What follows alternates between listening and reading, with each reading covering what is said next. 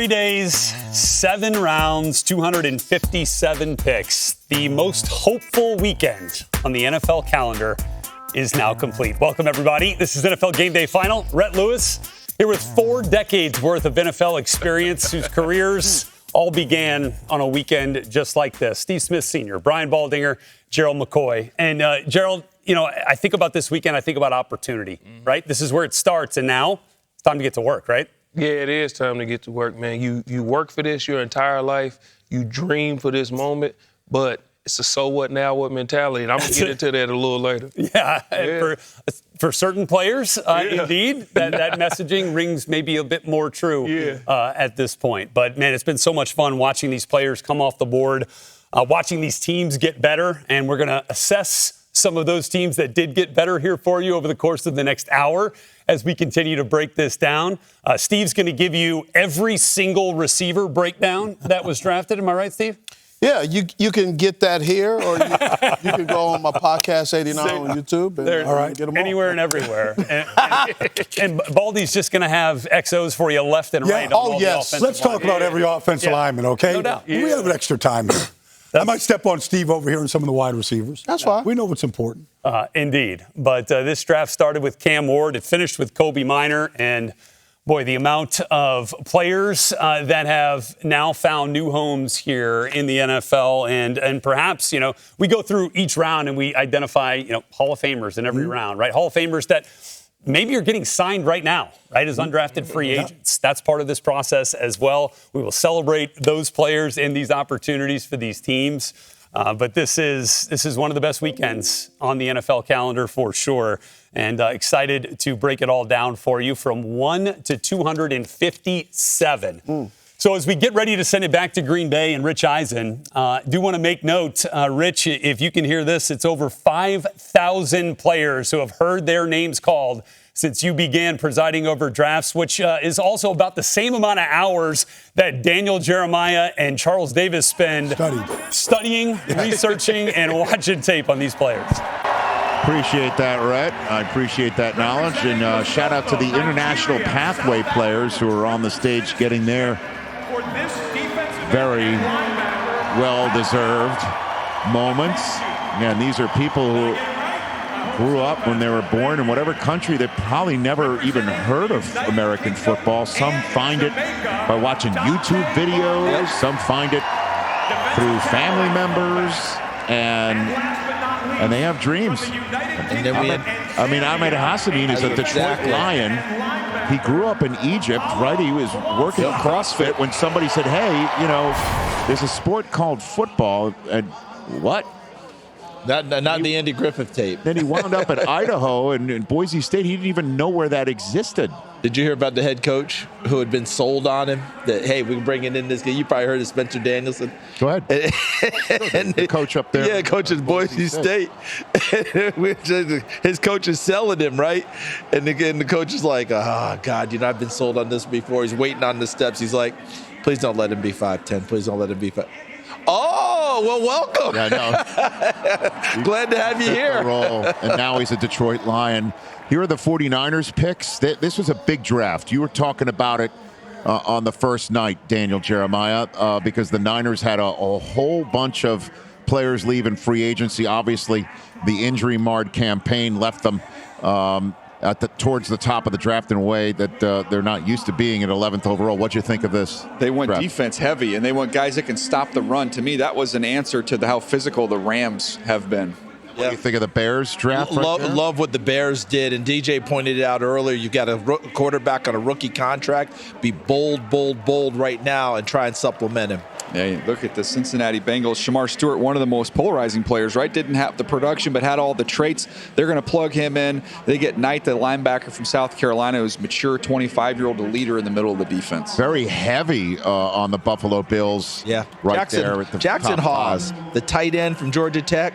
He's going to be one of that fullback tight end type of player that Buffalo likes to use in their offense. Now you're seeing us work through some of the draft boards of all these players. Shedeur Sanders went in the 5th round. Yep. And it was the Cleveland Browns who took him. They traded up to get him after taking 6 cracks and other players, they decide to get SHEDEUR with what wound up being their final draft choice of the draft. Pick 144 for a guy who came in number 20 on your draft board, and they'd already taken Dylan Gabriel. So your 2 cents, one, now that we're about a few hours removed from that surprising finish to a long draft for SHEDEUR. Well, I think the Browns kind of involved in all the storylines in this draft. We thought they were going to sit there at number 2, take Travis Hunter, and then that was going to be the epicenter for that first rookie minicamp because they've got this shining star in Travis Hunter that everybody's obsessed with.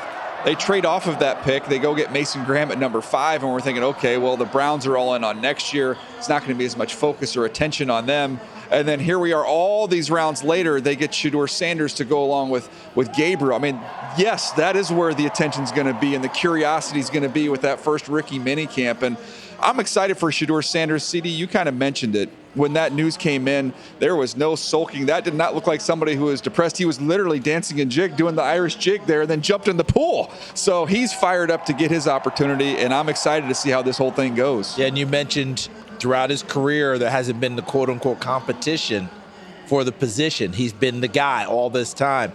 The competition starts, like it's there. But I have a feeling based on who he is, how he was raised, he's gonna compete, and it's gonna be fun to watch. And by the way, the other rookie, Dylan Gabriel, there's no back down in him. So this is gonna be a heck of a competition. I mean, and just to walk us through, how do you think this actually plays, where Flacco gets moved aside because he's going to be the veteran, so he doesn't need to be part of much of a competition. He's in, right? You need a vet. You need a guy that knows the system, who won comeback player of the year in the system. So we'll just remove him from the competition, not from the roster. I'd make him my number 2 right away. And then you figure out who the starter is, and then who's the one rookie who stays, right? I mean, you can't keep 4, can you? I don't. They're not going to keep 4 quarterbacks. To me, I think it's okay, Joe, you're going to be on this team, and if the other 3 aren't ready to go, we're fine with you rolling out there and starting week 1, but you're going to have a spot, and now we're going to let these other 3 guys kind of compete, and it's going to be 2 different questions, like who can be on this team. Let's start there between these guys, and I would say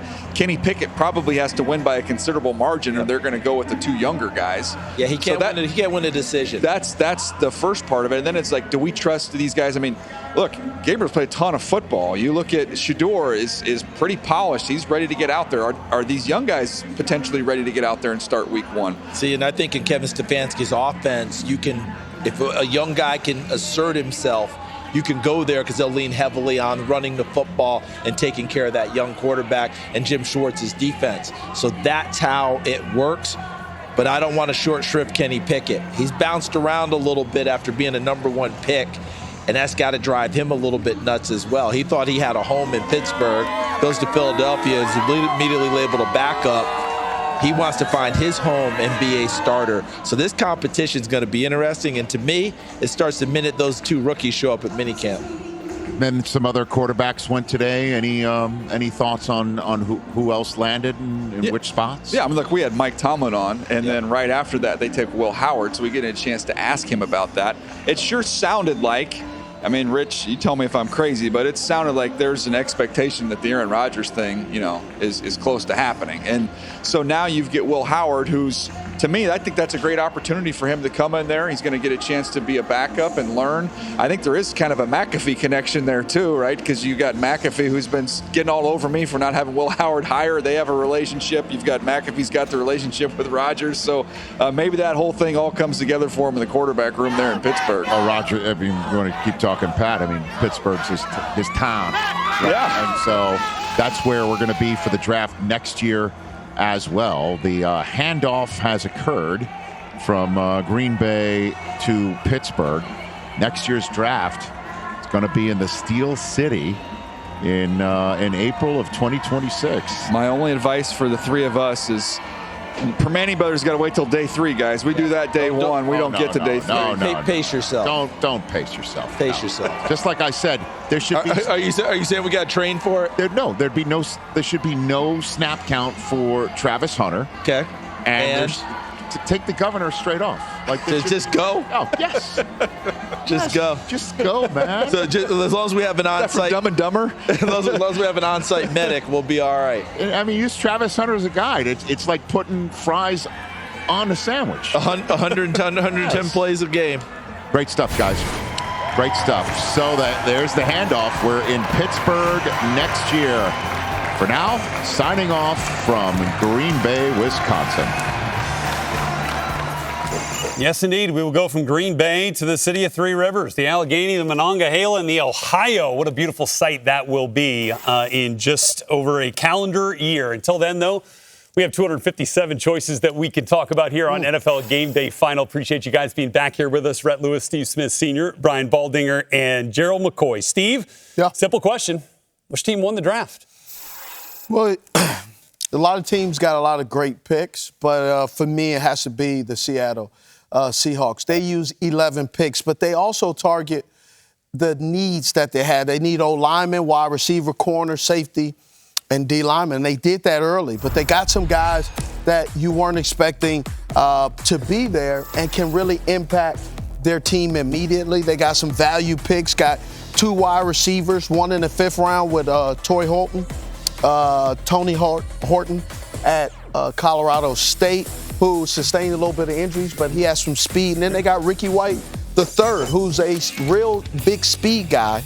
And then you go ahead in the 3rd round and you get a mobile quarterback. So maybe this is possibly the quarterback of your future. And then also, obviously, showing Nick right here from South Carolina safety. He's really intimidating, will knock the snot out of you. Love that. Then obviously you see him right here with the quarterback versatility.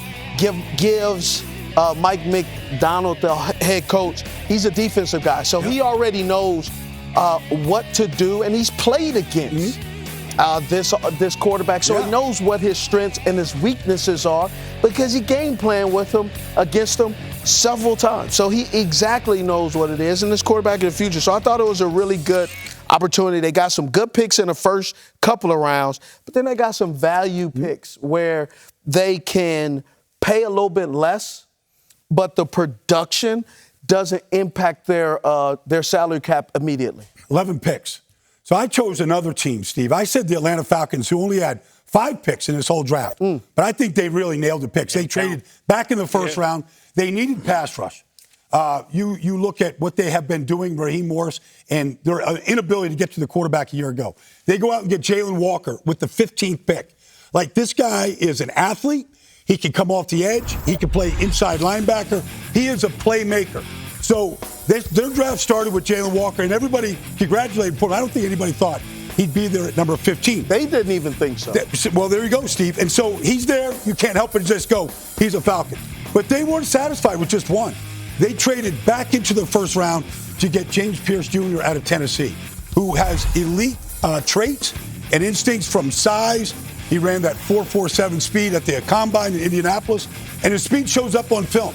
And so they got 2 really good edge rushers that can get after Baker Mayfield, can get after Bryce Young, can get after quarterbacks in your own division. But they weren't even done there. They got 2 safeties. And Xavier Watts, who had 13 interceptions for Notre Dame in the last 2 years, and Billy Bowman. He's a Sooner. Yes, he is. I'm just telling you, this guy, he makes things happen. I'm happy for Billy every week, except for 2. I got to play the Bucks. There you go. Good for you. All right. But if I'm going with a team, I'm going to go with the team I went with yesterday, and I'm going to stick with it today. I'm going with the Las Vegas Raiders. And the reason I'm saying the Las Vegas Raiders is because of the head coach and the GM. Yep. This is a duo made in heaven. If you think about Pete Carroll, he's been a great team builder all the way dating back to USC. It's a Super Bowl winning coach. But John Spytek, I was with him in Tampa. Yep. And he was under Jason Light. He knows how to build a team, and they addressed everything necessary. They were last in the run. So what did they do?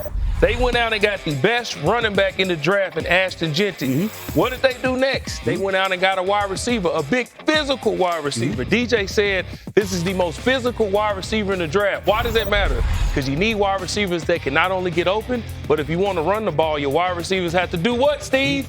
They have to block, okay? They go out and get 2 offensive linemen to shore up that offensive line. Want to run the ball? You need somebody that can pass. You need somebody that can block and move them. But what do you also do? You go to the other side of the line and you get 2 D tackles. One of them, J.J. Pegues, I love this guy because he's super athletic. And you know what? Pete Carroll hasn't forgot what happened in that Super Bowl. Oh, man, you brought that back up, huh? Can also play on offense. He's a goal line threat. Yeah. He can be a fullback. You can hand it off to him. And if I have to pick a team that did the best in this draft, I'm going with the Las Vegas Raiders. 18 of J.J. Pegues's 21 rushing attempts went for first downs or touchdowns. Yeah. It's a pretty good percentage. All right. That's a good percentage. Short yardage and goal. By the way, fun note on their other two picks in the 6th round, Tommy Mellott from Montana State, Cam Miller, North Dakota State. They were the two quarterbacks who faced off against each other in the FCS National Championship game. So apparently they had a scout there. Right. So they see it all. And speaking of quarterbacks, let's show you the quarterbacks that went off the board here in this 2025 NFL Draft. Of course, it all started with Cam Ward going 1 overall to the Titans. Only had one other first-round quarterback. That was Jackson Dart, as the Giants came back in to get him at 25 in a trade with the Texans. Next one, of course, was Tyler Shuck, and you keep going all the way down the list here. Riley Leonard played in the national championship game. Will Howard won a national title for the Pittsburgh Steelers. Speaking of which, their quarterback situation has been a hot topic, and Art Rooney addressed the situation and Aaron Rodgers. Is the decision not to draft a quarterback at all related to one that's out there that you're waiting on? Or No, we really did not, factor, whether Aaron's coming or not into that. I mean, look, if we draft a quarterback, and we still might, it's probably not somebody that's going to start for us this year. It's going to be somebody that'll be developing and, may play down the road. We're still kind of getting the same signals we've been getting recently that, that he does want to come here. I do think it may, we may get word soon. Obviously, with things starting to crank up here with the off-season program, et cetera, if he's coming, would like to get him here soon for some of that. Okay, so sounds like they have a plan, and as Mike Tomlin told our guys on our live draft coverage, yes, we have a plan. We just have not revealed it yet, and it's going to be made known here shortly as you see the quarterbacks currently a part of the program in Pittsburgh. Obviously, Mason Rudolph, very familiar. Skylar Thompson, and then drafted Will Howard, was 8th quarterback off the board here, but awaiting an Aaron Rodgers decision. So as you guys look at this, Steve, as you see this, what should the Steelers do at quarterback? What the Steelers should do at the quarterback position, one, they addressed it right now, which is they got Will Howard. Yep. Right. They needed a young quarterback that can actually play. Mason Rudolph can't play consistently. On a consistent basis, he's tried, and they keep trying. And what they say, insanity is what? When you do doing the same thing over and over again, expecting a different result. Okay. How's that worked out for him? It hasn't, right? And then Skylar Thompson, he's shown flashes, but then at the end of the day, he panics. He doesn't really follow through and show up on a consistent basis. So Will Howard's going to be a backup quarterback. And I personally think, I haven't talked to anyone there, but I think they're going to sign Aaron Rodgers because he's been talking to Coach Tomlin a lot. And they've been talking one-on-one. So I think that's going to happen. But look, sometimes I get in trouble for this, or not really in trouble, but people don't like to hear it.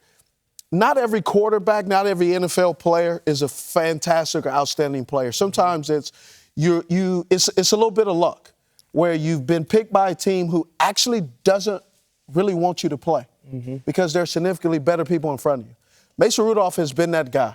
Mason Rudolph has shown you he can play sometimes, but when you get him in the starting lineup and he's there long enough, he wears out his welcome by his lack of good playing potential and skill. And so at the bottom line, they got one quarterback on that roster right now. That's Will Howard. The rest of them dudes, they can't play football. That's why they on multiple teams over the last couple of years. I like the fact that they picked Will Howard. I know inside that building, they were impressed by how he played the last 4 games, including the national championship. The 4 most important games he played in his entire career, he played the best that he ever played. That's a good sign. But they're banking on Aaron Rodgers, and a healthy Aaron Rodgers. Not an Aaron Rodgers that got beat up and banged up during the season last year with the Jets. They need a healthy Aaron Rodgers. And if he's getting healthier wherever he's at right now, more power to him. We know that he went to UCLA, worked out with DK Metcalf, started building that relationship. Hopefully that pays off down the road. But they need Aaron Rodgers to come in there because this team has a lot of pieces in place right now to go compete in that division. They won 10 games last year. But it's about winning playoff games, and that's what Aaron is still hungry to do. Yes, he's getting older, but they need Aaron to be healthy, and they need him in that building. Yeah, you got a young guy that's in there. Yeah. They're hoping to get Aaron Rodgers, but here's a thought. Go get Kirk Cousins. When you go get a vet quarterback, you go get them for their adaptability, their ability to be able to evolve and fit in any scheme. That's who Kirk Cousins has been over his career. He was drafted after RG3, and he worked his way in the starting lineup. Went to Minnesota, was able to adapt. Didn't really pan out in Atlanta, but you bring him in, he can be your quarterback for now, and then you can wait to get your quarterback for the future. So I say, that's an option, is to go out and try and get Kirk Cousins. He can adapt. His game has shown you in Atlanta that he can adapt. That Achilles, he has no push. He's late. He can adapt. Everything you said about Kirk is back in the past. What you're talking about currently right now, in the unable to adapt, he's done. Stick a fork in him. Well, we shall see where the Steelers end up with that quarterback week 1. By the way, May 14th, we'll find out what that week 1 matchup will look like when the schedule gets released. SHEDEUR Sanders' wait was over in the 5th round, 144th overall, when the Cleveland Browns made him the second quarterback that they selected in this draft after Dylan Gabriel. What does that look like now in Cleveland? We'll have that for you next here on Gameday Final. All right, back here with you on NFL Gameday Final. Denzel Ward is a new teammate, SHEDEUR Sanders, and reached out on X to say, hey, time to be legendary. Of course, SHEDEUR Sanders' calling card, Deion Sanders, Prime. Thank you, Jesus. There you go. His son is now a Cleveland Brown after a wait that extended a lot longer than most, including there at the Sanders draft party, had anticipated. But Cleveland Browns head coach Kevin Stefanski and GM Andrew Berry talking about their newest QB. Our message to him, it's really all this. It's like, look, got to come in and work, and you got to come in and compete. That's the message. Nothing's given. Given the nature of the weekend for him, relative to, let's say, external expectation versus what happened, we did tell him that it really doesn't matter where you picked; it's what you do from that point forward. Because that's the reality for all the guys that we selected this weekend. In terms of his reaction, I just say it was probably a mixture of gratitude, relief, and determination. How much are you looking forward to navigating trying to get 4 guys, not only a fair shake at it, but also at the same time, you're going to be trying to get ready for a football season? Yeah, we've talked about it. I mean, there's ways to do both. I think, Daryl, obviously, you may not divide them 25-25-25, but we feel really confident that we'll have a plan that is fair to each player and fair to the team as well. By the way, SHEDEUR's brother, Shiloh, just signed as an undrafted free agent with the Tampa Bay Buccaneers. Ooh. Hey! There you go. That's a good play. As you see the Browns quarterback depth chart, don't expect Deshaun Watson to factor into the equation at QB for the Browns this year, but 2 rookies there with Kenny Pickett and Joe Flacco. SHEDEUR Sanders talking about his new opportunity now. I'm extremely grateful for the opportunity throughout everything. I don't ever focus on the negative. For me, it was just playing quarterback. That's what it's about. What kind of burden was it being the son of Deion and that you were not just a regular player here in college football? It's never a burden. I wouldn't look at that as that. I feel like God makes everybody have their own routes, and this is just my route. Nothing really affected me the last couple of days. I know I got to clean up some things in my game for me to be at my best, but the main thing, I'm just proving Coach Stefanski and Mr. Berry that they're right about picking me. The Browns actually traded up to make this happen here. They ended up giving up a 6th-round pick and swapping with the Seattle Seahawks to make SHEDEUR Sanders the final pick of their draft class. Steve, their second quarterback, as we mentioned. How do you see this working out for SHEDEUR in Cleveland? I think it's, he has a great opportunity. Obviously, with Deshaun Watson and his injury that he's, trying to get back into. Kenny Pickett, really don't see that as competition. Joe Flacco's the only guy that really can really go out there and do something. He's really the only guy on the roster who's not injured, and their resume actually is impressive. And then Gabriel, he's an undersized guy, but they're going to, what Coach Stefanski sees out of him. And then SHEDEUR, what he's going to go through. I know SHEDEUR has had some similarity with this offense with Pat Shermer's great offense, but we'll see what happens. But I don't think it's not going to be as even as people think. Steve, the best arm in Cleveland is 40-year-old Joe Flacco. Yeah, there's no argument with that. But the competition, I always think you're out there every day in practice. The players know who can play and who can't play. Before the media does, before the fans find out, the players know. And you can't lie to your players. You shouldn't lie to your players. So if SHEDEUR is throwing the ball on time, and he's moving the offense in all the variety of drills, and he's standing out in the individual drills, and intellectually, mentally, he's on top of it with his checks and all the things he can do at the line of scrimmage, then the team is going to see that, and he's going to move ahead. Yeah, here's where we going to really get to see what SHEDEUR is made of. Because if you go through SHEDEUR's journey, everywhere he's been, his dad has been there. And he's been handed the position. High school, at Jackson State, and Colorado. Steve, I understand you saying that these people's resumes are not impressive. It's not about that. He's the lowest on the totem pole because he got drafted after Dylan Gabriel. That's right. Kenny Pickett has done more. Dylan Gabriel has done more. Joe Flacco's a Super Bowl MVP. So you're at the bottom. So now it's time to come in and show us all that you've been saying. Now it's time to come in and show it. When I said so what, now what mentality, so what you got drafted where you got drafted.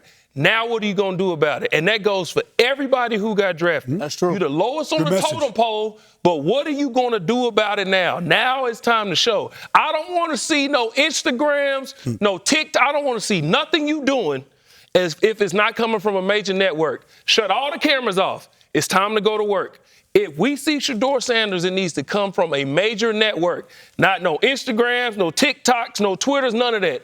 Put your head down, go in there and work. And he has everything necessary to go get that job. And remember, it's called X now. If he's not the starter, it also becomes a collaborative effort for the Browns in that QB room. The backups have to help the starter as part of the preparation process throughout the week. So we'll see how all that ends up working out. Speaking of X, by the way, Travis Hunter FaceTiming his quarterback at Colorado, his teammate. There they go, right there on the CU Buffs account.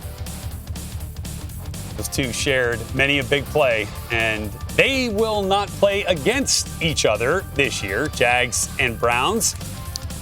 But we'll find out where all the matchups will go on the NFL schedule release. Every game revealed on May 14th.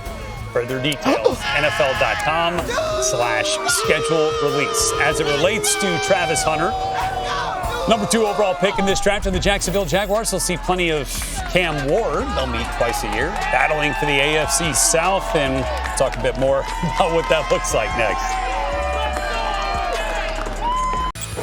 All right, back here with you on NFL Game Day Final with a special moment. They met on the field in 7th grade and over time became more than teammates. Matthew Golden moved in with Brody Robinson and his family, and the two grew into true brothers. Thanks to Toyota and Jazzy G, Brody surprised Matthew on the draft red carpet, bringing their bond full circle. Grand reunion neither will ever forget. Greatness doesn't drive solo. For the first time since 2002, draft a wide receiver. Listen to this crowd. Oh, baby. Matthew Golden, wide receiver of Texas. And he's here. And he's here. I'll tell you what, timing is everything. You wait till the draft is in Green Bay. You go get a man for the green and gold named Golden. You can't script this any better. Everybody in this entire crowd wanted a wide receiver, Rich, and they came through for him. Listen to this crowd.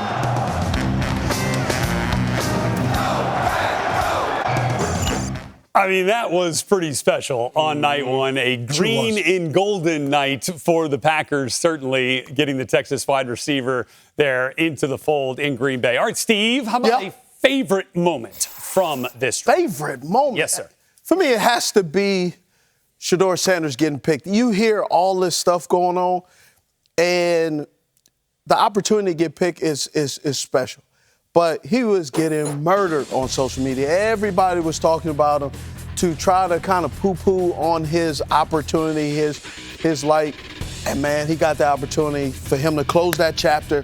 Now start the new chapter in the NFL, man. It's going to be awesome, and I'm excited to see what he has to do. Likewise, Steve. And, like when the Jags traded up from 5 to 2 at the very start of this draft to draft Travis Hunter, and Travis Hunter came out in that pink blazer and came running out there like the happiest person in the world. That was my moment because I think that's who he is. He just loves the game, loves the opportunity, loves going to Jacksonville right now. That's what every Jaguar fan wants to see. Their newest star being so excited about being a Jag. That got me excited. That's really neat. Yeah, my favorite moment had to be Derek Harmon from Oregon, the D tackle, getting drafted. When I got drafted, everybody seen the tears, and everybody thought it was about like living out that moment of being drafted. But if you go back and listen to the video, they'll tell you it's because my mom wasn't there. My mom was the one who told me, you're going to be a 5-star recruit. You're going to go to OU. You're going to get drafted first round. My mom passed away when I was 19, so she never got to see that moment.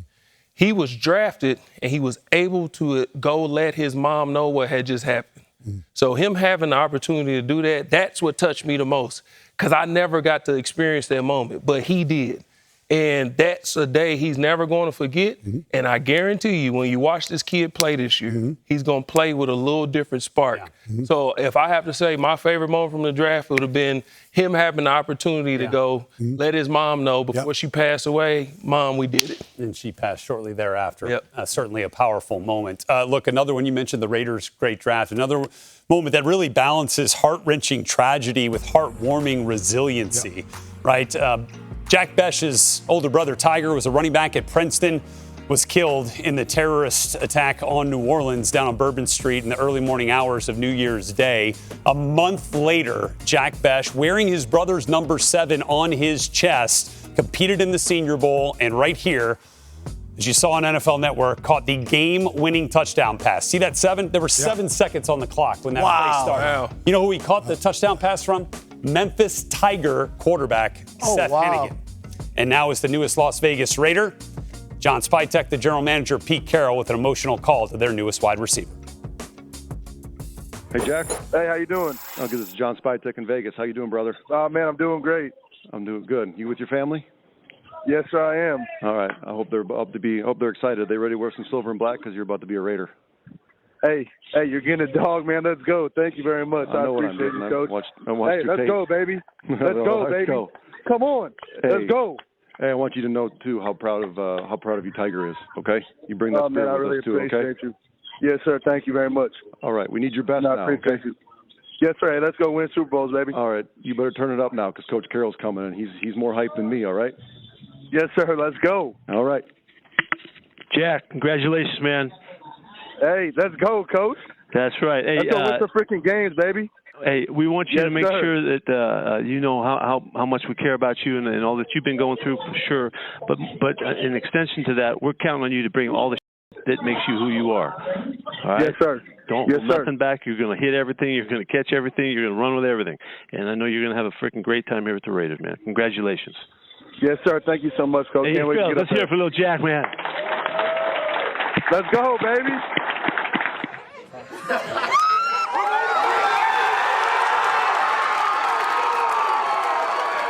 Dan. How you doing? Hey, we're about to put your card in. You're going to be a buck. I appreciate that, man. I really do. Well, we appreciate you, man, and we're looking forward to having you here. And I'm going to turn you over to Coach. Man, we're really fired up. Thank you for believing. Hey, you got it, man. You got it. Dan, how you doing? How you doing, Coach? I'm good, man. Welcome. Man, I'm not going to let you down, man. I know you're not. You'll be great here. I promise you, man. You will be great here. Looking forward to you. Thank you so much. You got it, man. Calm down. Relax. Tell your dad I said hi, okay? I will. You got it. I'll see you later on.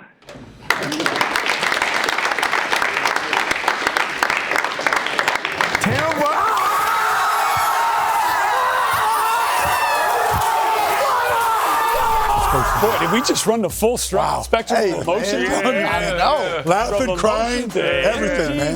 Man, that is awesome. More moments like that coming your way on Game Day Final. Good stuff, man. It's Green Bay, final day of the draft 2025. The Cleveland Browns select SHEDEUR Sanders. It's time to take the plunge and get into the National Football League. His long week of waiting to hear his name is over. SHEDEUR Sanders is a Cleveland Brown. Okay, there they are. Oh, we got puppies. Puppies are in the house. Which one's gonna pee on DJ? Oh my God, he never does this. Brad Paisley's the man. Hello, we're Luke and Tom Stoltman, the world's strongest brothers, for the first ever live NFL draft pick from Scotland. Hello from Düsseldorf. Coming to you live from Paris. Coming to you live from Tower Bridge and the Raven Pub in London. The Giants have taken over Germany. Hi, I'm Hugo, live from Madrid. Viva los Raiders! Vamos Niners! Congratulations to all 257 who heard their names called and signing off of the 2025 NFL Draft. Talk about worldwide on the 3 days of the NFL Draft. Taking a look at early odds on Offensive Rookie of the Year, powered by DraftKings Sportsbook. Ashton Genty, the 6th overall pick in this year's draft, going to the Raiders, is the favorite. Okay, Steve, way you think? Too early. I thought it was the a joke Offensive Rookie of the Year? First. It has to be Genty for me. Yeah. It's way too early, so you got to give it to a guy that you know he's going to get the football every single time. You know Pete Carroll wants to run that football. He wants to establish running the football and get a little bit of pressure off your quarterback. So what do? You run it with a hell of a running back, and Genty is one of those guys. I like that a lot right there, man. We know that Pete Carroll is going to want to run the rock. All right, let's move to the defensive side of the ball now. Gerald McCoy, you're way too early. Defensive Rookie of the Year. What do you got for us? I'm going to go with the guy who said was the best defensive player in the draft, Malachi Starks, man. This guy is a playmaker. He's already on a really good defense. We got a guy that can roam, make plays, just roam the field. He can go sideline to sideline. He can cover you one-on-one, but he doesn't have to do much. You got Kyle Hamilton back there. You got Roquan Swift in the middle. You got Madubuike in the middle on the defensive line. They drafted Mike Green, and you got my guy, Kyle Van Noy, who just came into his own, had his best season. This guy's a playmaker. I believe they're going to put him in great spots. And what I love about the Baltimore Ravens is that the vets and the Hall of Famers that have played there, they come back to help. They all come back. So arguably the greatest safety of all time, and Ed Reed coming back to mentor a guy like this, I like him. Okay, Baldy, you got 187 choices that you could have here, but your favorite day 3 pick, what do you got? The Giants drafted Cam Scatterboo. Scatback. In the 4th round. Scatback, I didn't see anybody tackle this guy at Arizona State. Like, everybody needs a Scatterboo. Like, this guy, you can't get your hands on him. You can't wrap him up. He runs through it. I think the Giants are going to really love him. I think they got a good 1-2 punch right now at running back, but when Scatterboo got taken, I thought he was going to get taken a lot earlier. He lasted to the 4th round, the 105th pick, but he's a special player that's difficult to tackle. Yeah, that's for sure. The measurables, maybe one reason why we're sitting here, but you can't measure what that dude does in trying to break tackles. It is a phenomenon out there in the open field. Okay, much more on the way here. NFL Game Day Final. Our friends in Green Bay getting treated to a big-time concert coming up. Brad Paisley sat down and hung out with Charles Davis and DJ and Rich on the stage, and now going to hang out with the thousands still in attendance there in Green Bay. He wants to talk to you. Hold on. Who is it?